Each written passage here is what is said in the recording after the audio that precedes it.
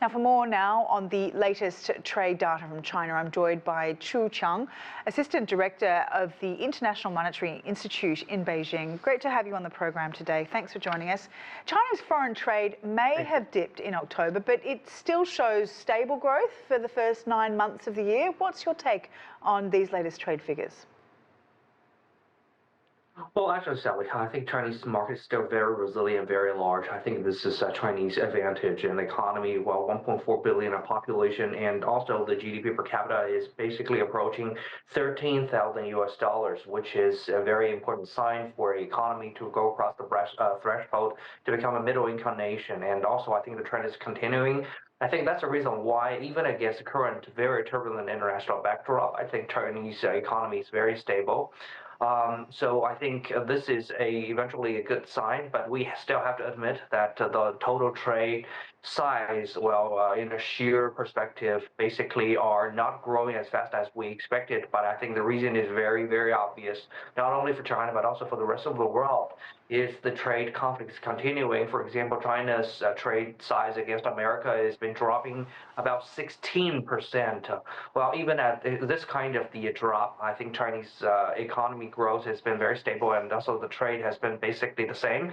So I think this shows the resilience of the Chinese economy. And also, I think there's some good point is that number one is Chinese diversification for the international market is still being growing up. For example, Chinese trade with the ASEAN nations that just mentioned has been growing basically at the nearly double digits. And also, I think the structure of the Chinese trade is also being optimizing. For example, mechanics and electronics have been growing like double digits, and the service industry has been growing, and its export has been growing also very, very fast. And also, if you filter down into the specific categories, you will find out the tax-heavy products and services are growing, especially very fast. So I think this is a good sign that Chinese economy has already been successfully shifting gears and also try to seize some high value-added sectors in the whole international trade. So you're saying Trump's tariffs have one of the main factors for putting this added pressure on Chinese exports. But given that China is looking to bolster markets anyway, it's responding well?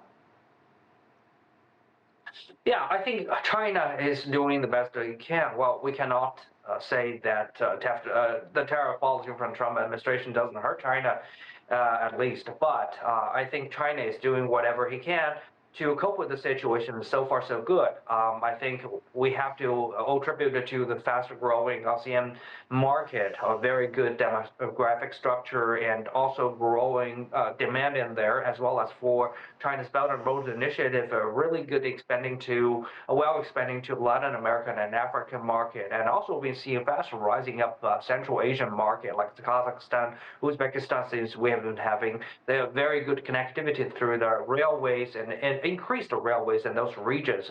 So we've been seeing those trade in those areas were growing really fast. And plus, China has been holding all this Shanghai Expo and also the low tariff and the zero tariff policy towards all those African low-income countries.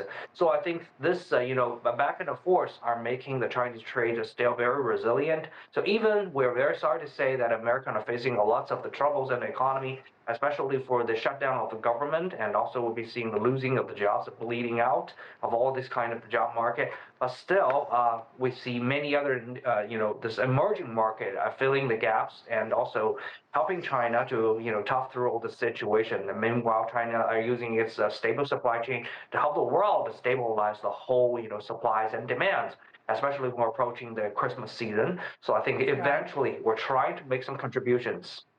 There have been some movement on the US-China trade front. Frameworks have been agreed upon. How do you see the future of US-China relations?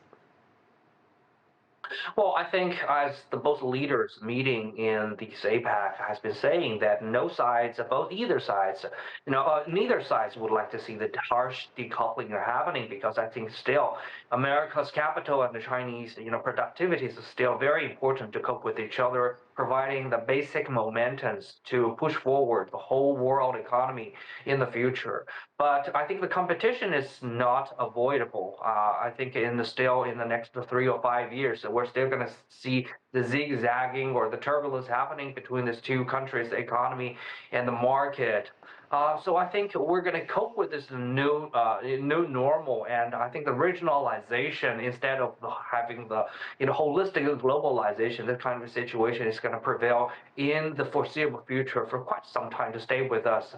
But I think the resilience of the whole world economy is still going to be there, and after this kind of the turbulence, I think America and China is still going to revert to the whole right track and to work with each other, because in many international and also very important challenges we still need each other, like the climate change, like the facing like to serve the whole world market, and also like the technology cooperation, like the AI, like the EV, like the renewable energies. Eventually we're going to find out that America and China still need each other to cope with all these challenges, and the whole world will also need this kind of the partnership to work.